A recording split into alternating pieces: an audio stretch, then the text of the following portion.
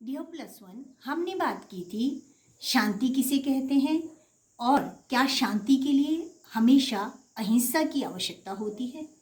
आज हम बात करेंगे युद्ध किन परिस्थितियों में न्यायोचित होता है। तो चलिए पढ़ते हैं कि युद्ध किन परिस्थितियों में न्यायोचित होता है। डियर प्लस वन, हमने पिछले वीडियो में पढ़ा था कि शांति क्या है और शांति के लिए क्या हमेशा अहिंसा की आवश्यकता होती है। और आज हम बात करेंगे कि किन परिस्थितियों में युद्ध को न्यायोचित माना जाता है। बच्चों, जब राज्यों में अंतर इतना बढ़ जाता है कि वे अपनी समस्याओं का समाधान कूटनीतिक वार्ता या अन्य शांतिपूर्ण साधनों द्वारा नहीं कर सकते, तो उन्हें विवश होकर युद्ध का मार्ग अपनाना पड़ता है। युद्ध को अंतर्राष्ट्रीय राजनीति के जानकार किसी देश के राष्ट्रीय हितों की पूर्ति का अंतिम साधन मानते हैं। युद्ध दो या दो से अधिक राज्यों में सैनिक सत्ता द्वारा विवाद है, जिसमें एक वर्ग विरोधी वर्ग को पराजित करने तथा इस पर अपनी शांति की शर्तों को थोपता है। प्राचीन भारतीय ग्रंथ भी साम, दाम और भेद के बाद ही दंड के उपाय को अपनाने का परामर्श देते हैं। युद्ध स्वयं में इतना अनिश्चित, व्ययी और भयावह साधन है कि राजनीतिज्ञ इस बात का पूरा प्रयत्न करते हैं कि अपनी विदेश नीति के निर्धारित लक्ष्यों को पूरा करने के लिए युद्ध की सहायता ना लेनी पड़े। परंतु परिस्थितिवश राष्ट्रीय हितों की पूर्ति के साधन के लिए राजनीतिज्ञों को इस अंतिम उपाय की शरण लेनी पड़ती है। जब शांतिपूर्ण कूटनीतिक उपाय राजनीतिक समस्याओं को हल करने में विफल हो जाते हैं, तब राज्यों के लिए युद्ध का मार्ग ही शेष रह जाता है। अतः युद्ध राजनीतिक समस्याओं को हल करने के लिए ही लड़े जाते हैं। जर्मन क्लॉज़विट्ज़ के शब्दों में, ये जर्मन विचारक हुए हैं क्लॉज़विट्ज़, ये क्या कहते हैं कि युद्ध एक प्रकार का राजनीतिक संपर्क है। यह कूटनीति के अतिरिक्त अन्य साधनों से विदेश नीति को जारी रखने का प्रयास है। वो आगे लिखते हैं कि एक समुदाय, समस्त राष्ट्र और सभ्य राष्ट्रों द्वारा युद्ध सदैव ही राजनीतिक उद्देश्यों के लिए और राजनीतिक स्थिति से किए जाते हैं। इन तथ्यों का अध्ययन करने के बाद हम पाते हैं कि युद्ध राष्ट्रीय हितों की पूर्ति का एक साधन है और जो राजनीतिज्ञ होते हैं वो इसे अंतिम उपाय के रूप में स्वीकार करते हैं। परंतु प्रश्न ये पैदा होता है कि ऐसी कौन सी परिस्थितियां हैं जिससे युद्ध को न्यायोचित माना जाए। और बच्चों, इस वीडियो के द्वारा हम ऐसे कुछ कारणों की चर्चा करेंगे जो युद्ध को न्यायोचित मानने के लिए उपयुक्त हैं। और वो कारण है, जैसे कि सबसे पहले हम बात करेंगे आत्मरक्षा के लिए, फॉर सेल्फ प्रोटेक्शन। ग्रोशियस के अनुसार, ग्रोशियस कहते हैं कि जीवन, स्वतंत्रता व संपत्ति की रक्षा के लिए राज्यों को युद्ध करने का पूर्ण अधिकार है। जब कोई अन्य देश एक देश पर आक्रमण करता है तो यह उस देश का कर्तव्य है कि वह अपने नागरिकों तथा राज्यों की संपत्ति की रक्षा के लिए आक्रमणकारी राज्यों से युद्ध करे। यदि वह ऐसा नहीं करता तो उसकी प्रभुसत्ता के लिए खतरा उत्पन्न हो जाएगा। यदि उस राज्यों की पराजय होती है तो प्रभुसत्ता ही क्या, उसका अस्तित्व भी समाप्त हो जाता है। इस प्रकार देश की आत्मरक्षा तथा प्रभुसत्ता की सुरक्षा के लिए युद्ध करना न्याय संगत है। तो बच्चों, पहला पॉइंट ये बताता है कि हमें अपनी आत्मरक्षा के लिए यदि युद्ध करना पड़े, अपने राज्यों की प्रभुसत्ता को बचाने के लिए यदि युद्ध करना पड़े तो वो न्यायोचित है। दूसरा पॉइंट जो आपके पास आता है वो है भू क्षेत्र की रक्षा के लिए। अब भू क्षेत्र की रक्षा के लिए, टू सेफ गार्ड टेरिटरी, भू क्षेत्र राज्यों के एक आवश्यक तत्व है। भू क्षेत्र के बिना राज्यों की कल्पना नहीं की जा सकती। कई बार कोई राज्य पड़ोसी राज्यों के कुछ क्षेत्र पर अपना अधिकार करने के लिए आक्रमण कर देता है और ऐसी स्थिति में अपने क्षेत्र की रक्षा करने के लिए युद्ध करना उचित तथा तर्कसंगत है। यदि वह राज्य आक्रमणकारी का सामना नहीं करता और अपनी पराजय स्वीकार कर लेता है तो धीरे धीरे आक्रमणकारी समस्त राज्यों पर अपना अधिकार जमा लेगा, जिसके परिणाम स्वरूप राज्य पूर्णतः ही समाप्त हो जाएगा।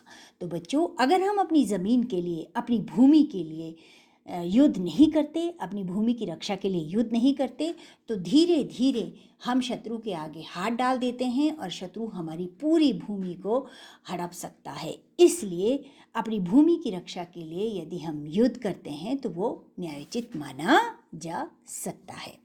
नेक्स्ट पॉइंट जो बच्चों आता है वो है स्वतंत्रता के लिए, टू गेट फ्रीडम। किसी देश द्वारा स्वतंत्रता प्राप्ति के लिए साम्राज्यवादी सत्ता से युद्ध करना न्यायोचित माना जाता है। दूसरे शब्दों में, स्वतंत्रता प्राप्ति के लिए यदि किसी देश की जनता युद्ध का सहारा लेती है तो वो युद्ध तर्कसंगत माना जाता है। उदाहरणतः मातृभूमि को स्वतंत्र करवाने के लिए नेताजी सुभाष चंद्र बोस ने अंग्रेजों के विरुद्ध युद्ध किया। चाहे इसमें उन्हें सफलता नहीं मिली, परंतु इस युद्ध के कारण भारत काफ़ी पहले ही स्वतंत्र हो गया, और ऐसा युद्ध जो स्वतंत्रता प्राप्ति के लिए किया जाए न्यायसंगत युद्ध कहा जाता है। तो बच्चों, अगर हम आज़ादी चाहते हैं और स्वतंत्रता चाहते हैं, क्योंकि स्वतंत्रता मानव का जन्मसिद्ध अधिकार है, तो अपनी स्वतंत्रता प्राप्त करने के लिए यदि हमें युद्ध का सहारा लेना पड़े तो वो युद्ध न्यायोचित है। नेक्स्ट जो पॉइंट आता है बच्चों वो है शोषण के विरुद्ध, अगेंस्ट द एक्सप्लॉयटेशन। युद्ध यदि शोषण के विरुद्ध लड़ा जाता है तो उसे भी न्यायोचित माना जाता है। युद्ध से मानव को दमन और अन्याय से छुटकारा मिलता है। इतिहास साक्षी है कि व्यक्ति एवं समुदाय द्वारा स्वतंत्रता की प्राप्ति के लिए शोषण से मुक्ति पाने के लिए अनेकों बार युद्ध लड़े गए हैं। उदाहरण स्वरूप अमेरिकी स्वतंत्रता संग्राम ने वहाँ के निवासियों को ब्रिटेन की दासता से मुक्ति दिलाई थी, तथा फ्रेंच क्रांति के बिना फ्रांसीसी जनता की मुक्ति की कल्पना भी नहीं की जा सकती। बच्चों, आपने 10th क्लास में फ्रांस की क्रांति के बारे में पढ़ा है, और फ्रांस की क्रांति जो है वो दुनिया के लिए स्वतंत्रता का एक उदाहरण बन गई थी। प्रत्येक व्यक्ति के लिए स्वतंत्रता प्राप्त करने के लिए वो एक रास्ता दे करके गई थी। तो यदि हम स्वतंत्रता चाहते हैं और किसी के शोषण से मुक्त होना चाहते हैं और उसके लिए हमें युद्ध लड़ना पड़े तो इस प्रकार का युद्ध भी न्यायोचित माना गया है। नेक्स्ट जो पॉइंट आता है बच्चों वो है राष्ट्रीय अखंडता की रक्षा के लिए, टू सेफगार्ड नेशनल इंटीग्रिटी। देश की अखंडता तथा एकता को बनाए रखने के लिए यदि युद्ध करना पड़े तो वह न्याय संगत है। यदि देश ही सुरक्षित नहीं होगा तो उसके लोग कैसे शांति में जीवन व्यतीत कर सकते हैं। भारत के विभिन्न भागों में आतंकवादी विभिन्न प्रकार की राष्ट्रविरोधी गतिविधियां चला रहे हैं, जिससे हमारे देश की अखंडता को बहुत खतरा है।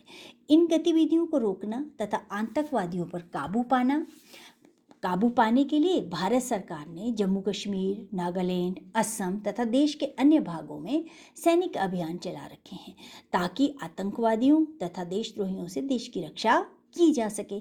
इस प्रकार के जो सैनिक अभियान हैं उनको चलाना भी न्यायोचित है।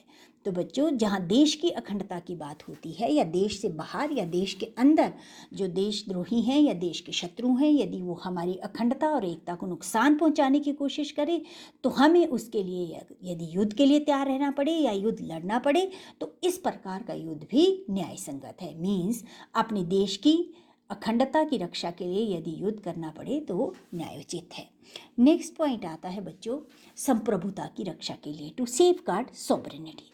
युद्ध को राज्यों की संप्रभुता की रक्षा के लिए न्यायोचित माना जाता है। यदि कोई राष्ट्र किसी अन्य राष्ट्र की संप्रभुता को चोट पहुंचाता है और उसे छीनने का प्रयत्न करता है तो ऐसी स्थिति से निपटने के लिए किया गया युद्ध न्यायोचित माना जाता है। कुछ अन्य विचारक युद्ध को राज्यों के अभिव्यक्ति के साधन के रूप में भी देखते हैं। पामर व पाकिंस का मत है कि जब तक संप्रभुता रहेगी तब तक युद्ध भी रहेगा।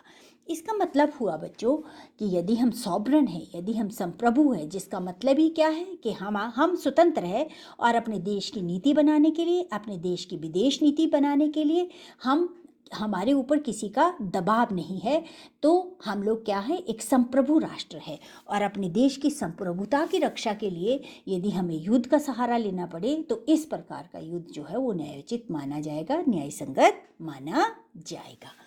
नेक्स्ट जो पॉइंट आता है बेटा वो है आक्रमण की स्थिति में, टू फेस अग्रेशन।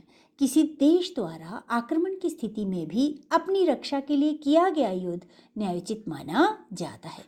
1962 में जब चीन ने भारत पर आक्रमण किया तो भारत ने चीन के विरुद्ध युद्ध की घोषणा कर दी। इसी प्रकार 1965, 1971 में जब पाकिस्तान ने भारत पर आक्रमण किया तो भारत ने आत्मरक्षा के लिए पाकिस्तान के विरुद्ध युद्ध की घोषणा की। 1971 में पाकिस्तान की पराजय के साथ साथ देश का विभाजन होकर पाकिस्तान दो भाग, पाकिस्तान तथा बांग्लादेश में बंट गया। इस प्रकार आक्रमणकारी देश के विरुद्ध युद्ध करना न्याय संगत है।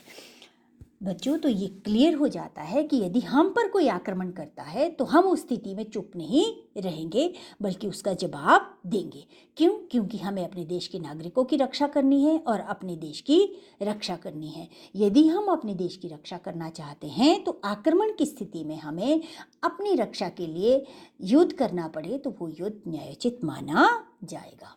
इसी प्रकार जब भी भारत पर किसी भी राष्ट्र ने आक्रमण करने की कोशिश की है, या वो चीन है या वो पाकिस्तान है, तो भारत ने उसका मुंह तोड़ जवाब दिया है और अपने देश की रक्षा की है, अपने देश के नागरिकों की रक्षा की है।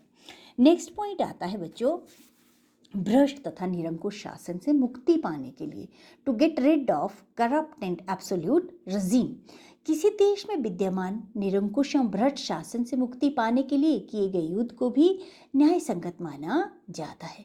पूर्व पाकिस्तान की जनता पर जब पश्चिमी पाकिस्तान की सरकार के अत्याचार बढ़ने लगे तो वहाँ के लोगों ने पश्चिमी पाकिस्तान की सरकार से मुक्ति पाने के लिए मुक्ति वाहिनी सेना का गठन किया और 1971 में जब पाकिस्तान ने भारत पर आक्रमण किया तो इसी मुक्ति वाहिनी सेना ने भारत की सहायता से पाकिस्तानी सेना को पराजित करके पूर्व पाकिस्तान को स्वतंत्र करवा के बांग्लादेश की स्थापना की। तो बच्चों, जब भी किसी ने किसी के ऊपर निरंकुश शासन स्थापित करने की कोशिश की है या वहाँ किसी देश की जनता को परेशान करने की कोशिश की है, उसे अपना दास बनाने की कोशिश की है या उसके पर अत्याचार करने की कोशिश की है, तो उस देश के नागरिकों ने इकट्ठे होकर के उसका मुकाबला किया है और अपने आप को उस निरंकुश शासन से मुक्ति दिलाई है। उसके लिए उन्हें चाहे युद्ध भी करना पड़े, उसके लिए इस प्रकार का जो युद्ध है वो न्यायोचित माना जाता है। नेक्स्ट जो आपका पॉइंट आता है बच्चों, वो है आतंकवाद के विरुद्ध युद्ध, वॉर अगेंस्ट टेररिज्म या टेररिस्ट। विश्व के कई देशों में आतंकवादी गतिविधियां फैली हुई हैं जिसके कारण अशांति, असुरक्षा तथा भय का वातावरण बना रहता है। 11 सितंबर 2001 को जब संयुक्त राज्य अमेरिका के न्यूयॉर्क में विश्व व्यापार केंद्र, वर्ल्ड ट्रेड सेंटर तथा वाशिंगटन में पेंटागन बिल्डिंग पर विस्फोट किया गया तो अमेरिका के राष्ट्रपति जॉर्ज बुश ने आतंकवाद के विरुद्ध युद्ध की घोषणा की और ऐसी घोषणा भी न्याय संगत है क्योंकि ऐसे युद्ध मानवीय सुरक्षा के उद्देश्यों से किए जाते हैं।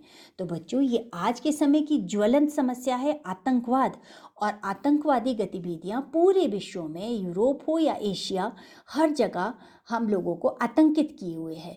तो इस प्रकार शांति की व्यवस्था करने के लिए लोगों के संक्षेप में हम कह सकते हैं कि महापुरुषों द्वारा यद्यपि युद्ध को एक अभिशाप माना गया है, फिर भी युद्धों की पुनरावृत्ति होती रहती है। ऐसा नहीं है कि युद्ध सदा ही बुरे होते हैं।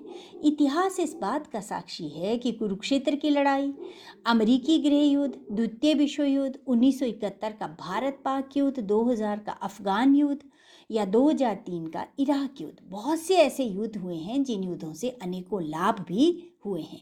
फिर भी यह अंतर्राष्ट्रीय समस्याओं का अंतिम उपचार है। राज्यों का अस्तित्व, आत्मरक्षा का अंतिम उपाय भी युद्ध पर निर्भर करता है। अर्थात हम कह सकते हैं कि कुछ परिस्थितियों में देश की स्वतंत्रता तथा सम्मान की रक्षा के लिए युद्ध करना न्यायोचित है। बच्चों, ये था आपका टॉपिक कि किन परिस्थितियों में युद्ध न्यायोचित है। उम्मीद करती हूँ कि आपको ये समझ में आया होगा। Thank you very much.